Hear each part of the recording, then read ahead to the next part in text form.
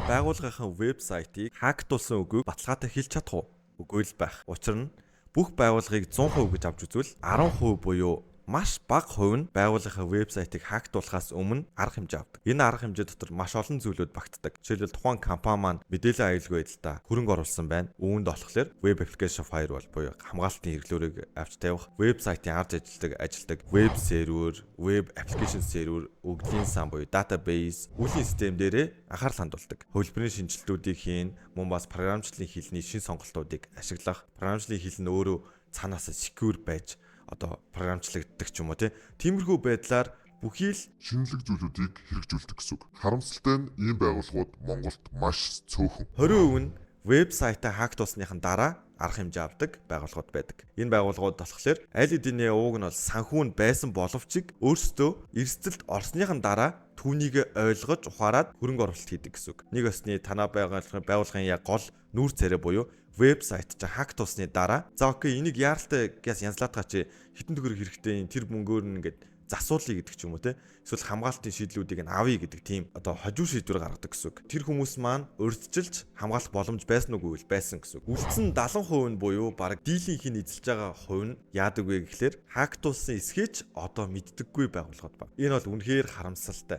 Монгол улсад ийм байгууллагууд маш олон бий. Өөрсдийнхөө вебсайтыг хактуулсан үгүйгээ сайн мэддэггүй, орж чеклдэгчгүй, өдөр тутмын апдейтэж хийдэггүй, програмчлалыг хилээд сайжруулдаггүй, хамгаалтын хэрэглүүрч авч тавьдаггүй. Эдгээр байгууллагын IT-нуудтай яг уулзаад үзэнгүүт яадаг вэ гэхээр би уг нь бол энийг мэдээд байгаа. Манайхан цорхоо байгаа. Гэхдээ би энийг байгууллагын удирдлагуудтай тайлбарлаад хэлье гингүүд тэр хүмүүс маань ямар ч шаардлагагүй зардал гэж авч үздэг. Үүнд л яг энэ зүйлийн гол учир утга нь орч байна. Тэгэхээр биднэрт тулгарч байгаа асуудлыг бид нар бүгдээ ойлголоо. Тэгвэл үүнээс гарах гаргалгаа нь юу юм бэ гэхээр та бүхэнд би тодорхой хэмжээнд өөрсдийнх нь ашиглаж буй вебсайтаа хактуулсан үгүйг шалгадаг аргыг та бүхэн зааж өгье. Гэхдээ давтан хэлье, тодорхой хэмжээнд гэж би та бүхэнд хэлсэн шүү. Тэрнээс биш би гүнзгий шалгалт хийвэл энэ бичлэг маань маш урт болно. Тодорхой хэмжээнд ерөнхий шалгалтыг хийхэд бол та бүхэнд би энэ аргыг зааж өгч болно гэсэн үг. Тэгэхээр бичлэгтэйгээ хамтаагаарай. Бичлэгийг эхлэхээс өмнө лайк, шеэр, сабскрайб хийгээрэй.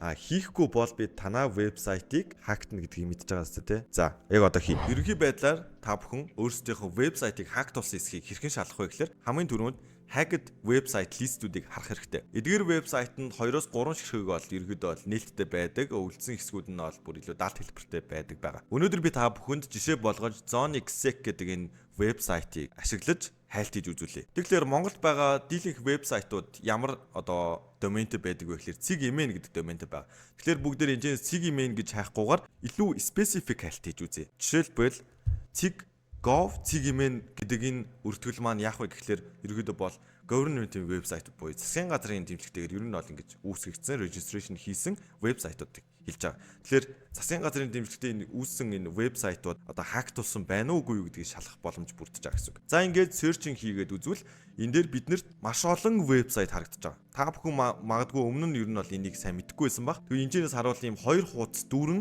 ийм вебсайт биднэрт бол ил харагдаж байна гэсэн үг. Тэгэхээр энэ вебсайтууд яг жинхнээсээ хактуулсан үгүйг нь шалгаж болно гэсэн үг. Жишээлбэл бүгдээрээ жишээ болгоод UDA, CIG, UBC, Gov, cig-email гэдэг энэ вебсайт руу орж үзье. За Mirror дээр нь дараад ороод үзвэл энэ дээр за локейшн нь бол угаасаа энэ Монголд байгаа. Тэгсэн чинь веб сервер нь болохоор тухайн энэ вебсайтыг болохоор Apache гэдэг веб сервер ашигладаг. За тэгээд энэ нэг ийм нэртэй байна. Defacer буюу ерөөдөө бол энэ вебсайтыг хактаж орсон нөхрийнх нь нэр нь юу вэ гэхээр Galang 10 гэдэг нэртэй юм байна. За IP аяг нь ерөөдөө бол ийм IP ихтэй гэсэн үг. За тэгээ энэ нөхөр маань болохоор ийм энэ вебсайт руу ерөөдөө бол notify хийж оруулсан байна гэсэн үг байхгүй. Би энэ вебсайтыг хактчлаа гэдээ өөрийнхөө рейтингээ өсгөж байгаа гэсэн үг. За энэ нөхөр маань яаж хактсан бэ гэдгийг харъя. Ер нь та хактуулчвал ямар кейс үүсэх вэ гэхлээр ийм нууц фолдер дотор нь буюу жишээлбэл энэ дээр UDAG.gov.cig-email-hi.cig.html гэдэг файл дотор нь хийсэн байгаа байхгүй. За энийг нь дуудаад ажиллуулангууд юу гэж харагдаж байгаа юм бэ гэхээр hacked by Galang 10 тэгснэ доошоогоо гүйлгсэн чинь энэ баахан амар олон нэр энэ олон хүмүүс бүгдээрээ нийлж байгаа хактсан ч юм уу те. За энэ доор нь бүр Padang, Black Hat, John Bank, Hacker Crew. За ийм Hacker Crew маань хактсан байна. За доор нь харуул бүр ийм дуу хүртэл явахаар ийм бүтээгдсэн байна гэсэн үг те. Тэгэхээр хакерууд маань танаа вебсайтыг хактчаад бүр ийм дуу үлдээх, бүр ийм HTML хуудас үлдээдэг байна шүү дээ. Тэгээ зарим кейсүүд дээр яадаг вэ гэхээр илүү дээд түвшний хакерын бүлгэмүүд болохоор танаа вебсайтыг чинь нууцаар хаагддаг. Илүү нууц хэлбэртэй гэсэн өөрсдөө мэддүүлэхгүйгээр. Иймэрхүү байдлаар өөрсдөө ил зарлж гинэ гэдэг нь юу гэсэн үг вэ гэхээр эдгээр маань ерөөдөө бол ер нь бол нэг тийм амар хакерууд бол биш гэсэн үг. Ер нь дундын түвшний буюу өөрсдийгөө ингэж ил зарлах дуртай ийм фан зорилгоор одоо ингэ хакинг хийдэг нөхдүүд байгаа гэсэн үг. Би энийг хактцсан гэж зүгээр өнгөрж байгаа тий. Тэгэхээр энэ вебсайтууд маань яагаад хактуулж байгаа вэ гэдэг маань дараагийн нь ер нь бол яригдах нэг асуудал үүсэж байгаа гэсэн үг. Юунаас болоод үүсэж байгаа гэдгийг тусдаа бас бичлэгээр оруулахаар байна. За окей, government цэгийн мэнээс олж үзлээ. Одоо тэгвэл бүгдээрээ Монгол улсад байгаа бидний одоо хамгийн чухал хэсэг буюу боловсролын хэсэг ба. Энэ ямар домен авдаг вэ гэхээр цэг гэдэг домен авдаг. Тэгвэл энэ домен хактуулсан вебсайт байгаа эсхийг нь бүгдээрээ шалгацгаая. За, ингээд орсон чинь шинэлэг зүйлүүд гарч ирж байна. Жишээлбэл 2024 оны 11 сарын 2 буюу нэлээд саяхан одоо өдөр нь те 7-8 хоногийн өмнө. Энд дээр жишээлбэл attacker маань Dark Demon гэдэг нэртэй юм нөхөр байна. За, багийнх нь нэр нь Alpha Wolf гэдэг нэртэй юм баг байна те. За, энэ дээр болохоор NMIT цэг идүү цэг юм ээ гэдэг сургуулийн вебсайтыг хактсан байна. Мир орлогын дараад ороод үзвэл энэ дээр шууд нөгөө нэг алерт өгч дээ. Энэ дээр ерөөдөө кодон дээр бичигдсэн байна гэсэн үг. Окей, дараад үзье. За, окей, дараадсан чинь Hacked by Dark Demon гэдэг нэртэй юм үүссэн байна. За, нэг юм сануулж хэлье. Энэ дээр энэ бүх зүйл маань public data байгаа шүү. Олон нийтэд нээлттэй гэсэн үг. Би private data гэж гаргаж ирж ерөөс яриаггүй байгаа. Янз бүрийн байгууллагын нэр хүнд одоо халтах ямар ч сонирхол байхгүй. Гол юм нь юу гэхээр энд одоо бүртгэлтэй байгаа вебсайтууд та хэд өөртөө хайж үзээд өөрсдийнхөө вебсайтыг хактуулсан байна уу үгүй юу гэдгээ мэдэх боломжтой гэсэн үг байхгүй. Гол одоо учир утга нь эндээ л байгаад байгаа гэсэн. За, жишээлбэл энэ дээр бас муу адил төрөний нөхдүүдтэй адилхан өөрсдийнхөө одоо sorry admin те за энэ жоохон ёс бус хэллэгийг ашиглаад бичсэн байна. За, тэгээд хин ингээ хактсан бэ гэдгийг энэ доор нь ингээ бичсэн байгаа гэсэн. Тэгээ өөрсдийнх нь багын нэрийн утсаа үлдээсэн, өөрсдийнх нь логог үлдээсэн, тэр нь гиф зургаар ингээ иргэдэг ч юм уу те. Иймэрхүү байдлаар үүсгэсэн байна гэсэн. Тэнгүүд энэ дээр жишээлбэл энийг хальт харахад бол WordPress вебсайт харагдаж байна. Тэнгүүд NMIT зэг идүү цэг юм байна гэдэг вебсайт дээр одоо контент гэдэг хэсэг дээр нэргөөд энийг нууцсан байна гэсэн үг хэвгүй. За, дараагийн вебсайт руугаа оръё. Нийгэм Монгол цэг идүү цэг юм. Энэ баг шинэ Монголын вебсайтын гэсэн юу н харагдаж байна. Тэгэхээр манайха шинэ Монголынхаа үзжээвэл энэ дээр буруугаар ерөөсөй ойлгох байхгүй. Өөрөөсөө ийм юм байвал засаарай гэж зөвлөмөр байна. Одоо шинэ монголчин бас нэлээд том сургууль шүү дээ. Тэгэхээр иймэрхүү юм дээр ингэ жигдмээргүй байна guys. Энэ дээр бол жоохон вебсайт дээр танаа одоо байгууллагын нүүр царай болж байгаа зүйл учраас энэ дээр өөрсдийгөө хамгаалахмаар байна. За, тэгвэл доошо гүйлгээд үзвэл яг хакерын үлдээсэн мөр хаана байна гэдгийг бүгдээрээ олцгоё. За, доошо гүйлгээд үзвэл энд биш үү те. За, hacked by Error HP Byte Blitz Team амар урт нэртэй баг баг шүү. Энэ жишээлбэл ингээд шинэ Монголын вебсайт дээр үлдээсэн байгаа байхгүй юу? Энэ дээр ингээд хактаад тэгснээ бүр ингээд өөрсдийнх нь темплейтийг өөрчилсөн байна гэдэг чинь нэг ёсны бүр ийшээгээ нэг бол одоо жишээлбэл нөгөө технологиос хамаарч байгаа юм л да. Жишээлбэл WordPress-ийн админ пэйжийг нь олоод авчвал одоо юзерийн пассвордыг нь олчвал орчиж байгаа. Өөр одоо хэл дээр бичсэн байвал бүр ийм C panel руу ч юм уу эсвэл одоо бусад ийм вебсайт байрсан хэсгийг нь бүр излээд авсан байна гэж ойлгож болно гэсэн үг байхгүй. Тэгэхээр бүр ингээд нөгөө зарим кейс дээр database буюу өвлийн сантай тийм вебсайт байвал бүр эрсдэл нь өндөр болж байгаа гэсэн үг энэ дээр. За, ингээд гараад ирсэн байвал энэ бол мэдээж нэр хүнд дээр ч юм уу ингээ олон зүйл дээр нөлөөлнө. Тэр хідүүлээ энийг яаралтай засаад одоо сайжруулах нэг шаардлага байна гэсэн үг. Тэр энийг хідүүлээ ингэж одоо нээлттэйгээр ингэж ярилцах нь одоо ямар чухал вэ гэдгийг ер нь бол бүгдээрээ одоо мэдж байгаа тийм. За, дараагийн вебсайт маань юу вэ гэхээр за сая бол бүгдээрээ хактуулсан public вебсайтуудын ер нь бол мэдээллийг бол харсан тийм. Тэнгүүд одоо хідүүлээ юу харж болох вэ гэхээр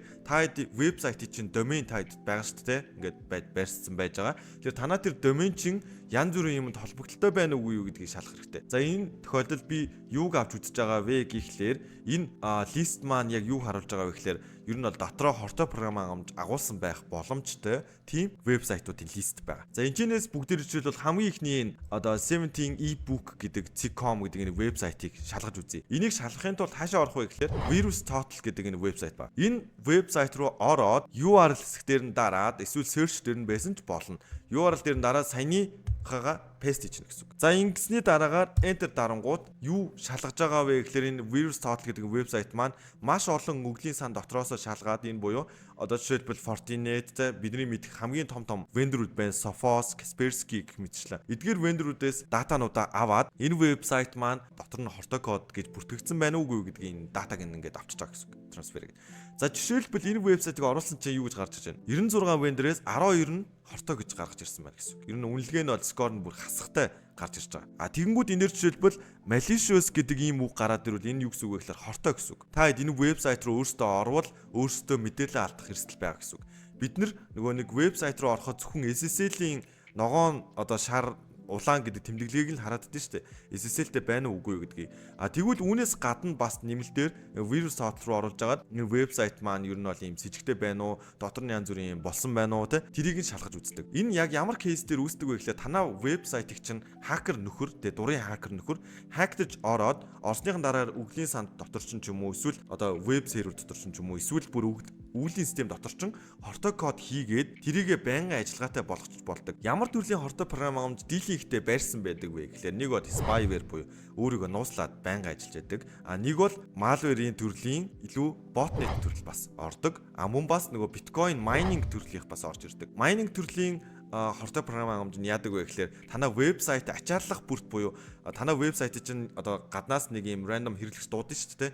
Тэр үед тэр хэрэглэгчийн ачааллыг нь ашиглаж байгаа гэсэн үг юм бол тэрнүүгээрээ мөнгө олж байгаа гэсэн үг байхгүй. Ханангууд нэг юм ачаал үүсэн тэр ачааллынхаа тусламжтай ингээ майнинг хийгээд явчихдаг гэсэн. Энэ болохоор дийлэнхтэй JavaScript-тэй бусад ийм програм хангамжийн төрлүүдээр бол бичигдсэн. Ер нь браузер суурьтай ийм програмчлалын хэл дээр ер нь бол явдаг. Дийлэнхтэй бол JavaScript дээр ийм хортой програм хангамжийг бичсэн байдаг. За энэ мэтчлэн та бүхэн өөрсдийнхөө вебсайтыг хактуулсан байна уу гэж нэг шалгаад, лист дотор нь байна уу шалгаад дараа нь тэр чин танай вебсайт чин ер нь бол хортой юм дээр орцсон байна уу, бүртгэлтэй болцсон байна уу гэдэг ийм хоёр зүйлийг нь шалгачаад ойр зургийн тодорхой хэмжээний ерөнхий шалгалтыг бол хийж болж байгаа. Илүү гүнзгий шалгалт хийгээвэл мэдээж ойлгомжтой вебсайтын эмзэг байдлыг олж илрүүлэхтэй үргэлжлүүлээд эмзэг байдал гараад ирвэл тэрийг засаж патчийг нь хийх, апдейт байнга сайжруулалт хийх, програмчлалын хэлний сайжруулалтыг хийх олон зүйлүүд бол яригддаг. Тэгэхээр эцсийн дүндээ бол дүгнээд хэлэхэд бол саяны миний ярьсан зүйлүүд бол бүгдээрээ public байгаа дата нь гадаадын John гэдэг нэг random нөхөр ч юм уу энэ листийг айл эднээ харсан сууж байгаа гэсэн. Тэгэхээр бид нэр яг вэ гэхлээр одоо ингээд хактуулсан гэдэг мэдээллийг хараад ингээд өнгөрч байгаа тэгвэл өөрсдийнхоогоо ингээд мэдээд сурчвал хактуулахаас өмнөх тэр 10% дотор орох боломжтой болж байгаа байхгүй. Өөрсдөө хактуулахаас өмнө арга хэмжээ авах тань тухайн компани тэр жилийн төсөвтөө мэдээллийн аюулгүй байдалтай илүү их хөрөнгө оруулж хамгаалтуудыг авч хэрэгжүүлэх шаардлагатай гэсэн.